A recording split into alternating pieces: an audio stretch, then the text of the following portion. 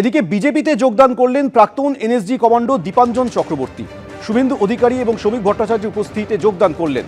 সারা জীবন রাষ্ট্রবাদী ছিলাম, আজও রাষ্ট্রবাদী দলে যোগ দিলাম, প্রতিক্রিয়া দীপাঞ্জন চক্রবর্তী। বিজেপিতে যোগদান প্রাক্তন এনএসজি কমান্ডো দীপাঞ্জন চক্রবর্তী। শুভেন্দু অধিকারী, শ্রমিক ভট্টাচার্য উপস্থিতিতে যোগদান হলো।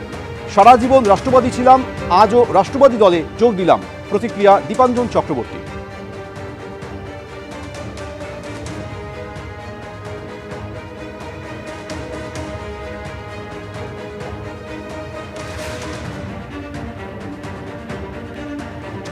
আমাদের প্রতিনিধি উজ্জ্বল মুখোপাধ্যায় এই মুহূর্তে টেলিফোনে রয়েছেন। উজ্জ্বল, প্রাক্তন এনএসজি কমান্ডো দীপাঞ্জন চক্রবর্তী বিজেপিতে যোগদান করেছেন, আর কারা যোগদান করলেন?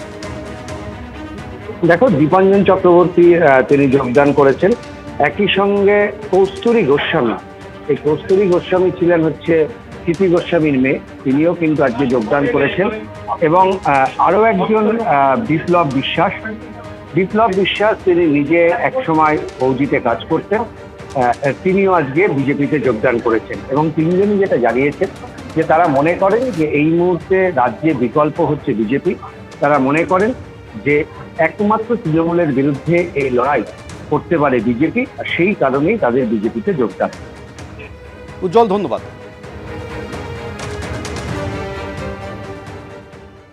সেম যে রাষ্ট্রবাদের দীক্ষা নিয়েছিলাম 1988 সালে, এটা 2026।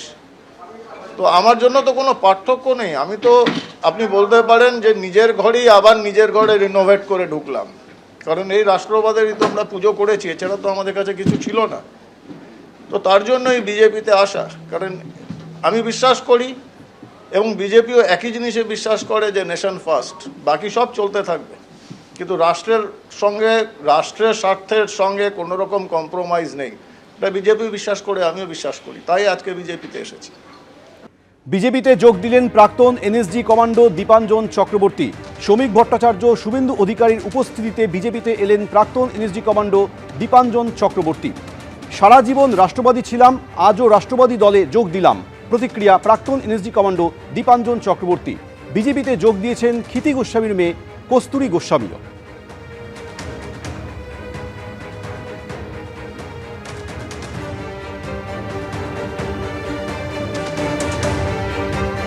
ভোটের আগে মুর্শিদাবাদের তৃণমূলে ভাঙন, কংগ্রেসে যোগ দিলেন প্রাক্তন বিধায়ক। তৃণমূল ছেড়ে কংগ্রেসে যোগ দিলেন ভগবানগোলার প্রাক্তন বিধায়ক আবু সুফিয়ান সরকার। বহরমপুরে অধীর চৌধুরীর হাত ধরে ফিরলেন পুরনো দলে। 1996 থেকে 2001 পর্যন্ত কংগ্রেসের প্রতীকে ভগবানগোলার বিধায়ক ছিলেন আবু সুফিয়ান সরকার। প্রায় 15 বছর পর আবার নিজের পুরনো দলে ফিরলেন আবু সুফিয়ান সরকার।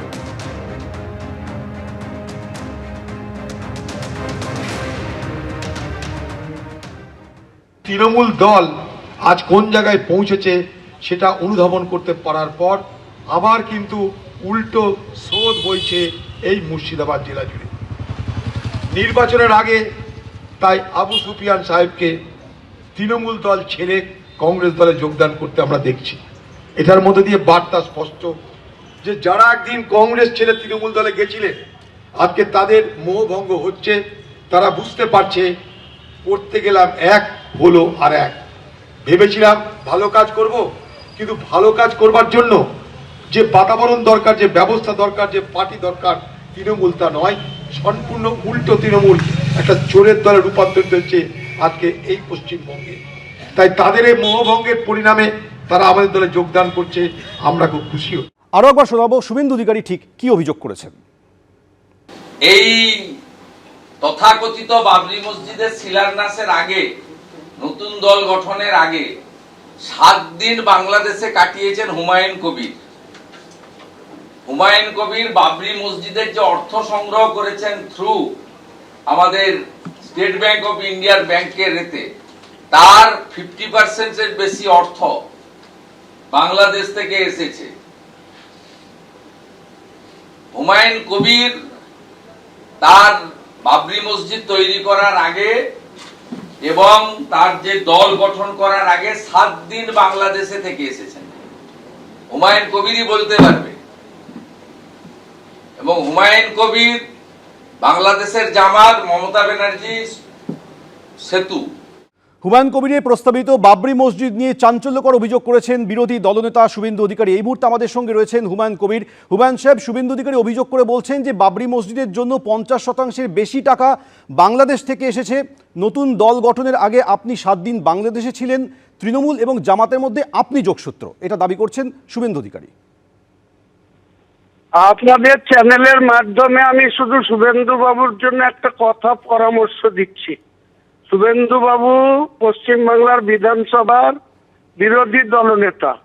ওনার একটা সুন্দর মেয়ে দেখে একটু জীবন সাথী ওনাকে দরকার, সঙ্গ দিবে, যাতে ওনার মাথা ঠিক থাকে, সবসময় ভালো পরামর্শ দেয়, মাথাটা ঠান্ডা রাখে।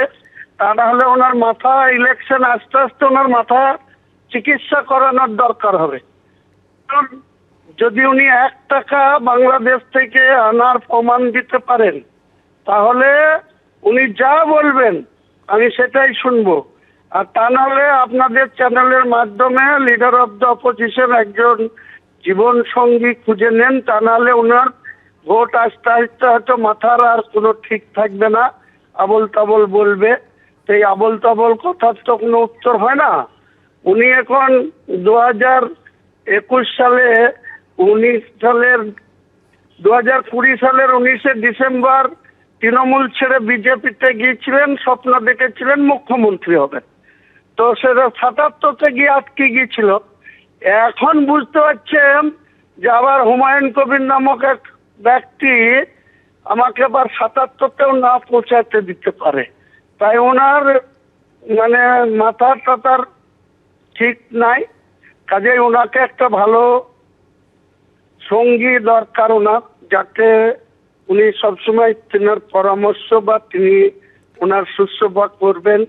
হুমায়ুন সাহেব, শুভেন্দু অধিকারী এটাও দাবি করছেন যে নতুন দল গঠনের আগে আপনি 7 দিন বাংলাদেশে ছিলেন। আপনি কি বাংলাদেশ গিয়েছিলেন? 7 দিন না, আমি 12 দিন ছিলাম। 28 সেপ্টেম্বর 2025 থেকে 10 অক্টোবর 2025, 12 দিন ছিলাম। তাতে কি হয়েছে? আমি আমার আত্মীয়দের বাড়িতে বেড়াতে গিয়েছিলাম। ওনাদের বিদেশ মন্ত্রক আছে, ওনাদের ভারতবর্ষের ইন্টেলিজেন্স ডিপার্টমেন্ট আছে, ওনাদের আইবি আছে, ওনাদের সিবিআই আছে, ওনাদের ইডি আছে। তদন্ত করান না, আমার বিরুদ্ধে তদন্ত করান, করে যদি কিছু প্রমাণ করতে পারে তাহলে এর ওর ঘরের ইডি পাঠাচ্ছে, সিবিআই পাঠাচ্ছে, তো আমার বাড়িতেও পাঠাবেন, দিয়ে খুঁজে দেখে নেবেন যে কোথাও কিছু পাওয়া যায় কিনা। ওখানে ঢাকাতে যে 12 দিন ছিলাম, কার কার বাড়ি গিয়েছিলাম, ওনাদের জয়শঙ্কর বাবু যদি মনে করে, বিদেশ সচিব যদি মনে করে বাংলাদেশের বর্তমান যে সরকার শপথ নিল, এই সরকারের সঙ্গে যোগাযোগ করে আমার বিরুদ্ধে 28 সেপ্টেম্বর বিকেল 5টায় আমি ঢাকা বিমানবন্দরে নেমেছিলাম। আর 12 দিন ওই নারায়ণগঞ্জ, কেরানীগঞ্জ, কক্সবাজার, খুলনা, বিভিন্ন জায়গায় ঘুরে লাস্টে রাজশাহী হয়ে আমি ওই বাংলা মালদার বর্ডার হয়ে আমি বাড়ি ফিরেছি 10 অক্টোবর বিকেল 5টায়। তো ওনাকে তদন্ত করে নিতে বললেন, ওনার তথ্য জানা নাই, তথ্যগুলো আপনাদের দিয়ে দিলাম। ডেট, তারিখ, কবে কোথায় ছিলাম ওখানে পাঠাতে বলুন। দিয়ে তদন্ত করে দেখে যদি হুমায়ুন কবিরের কোনো কারোর সাথে যোগ সাজস পাই বা যদি কারোর সাথে ফান্ডিং নিয়ে এসে থাকি, ওনাদের হাতেই তো সর্বক্ষমতা, ভারতবর্ষের গদি চালাচ্ছেন ওনারা। বাংলার স্বপ্ন দেখার আগে যেখানে আছেন সেই জায়গাটায় সদ্ব্যবহার করে একটা সিবিআইকে নোবেল চুরি গিয়েছিল, খোয়া গিয়েছিল আমাদের শান্তিনিকেতনের। সেই নোবেল পুরস্কারটা এখনো সিবিআই এতদিন হলো উদ্ঘাটন করতে পারেনি।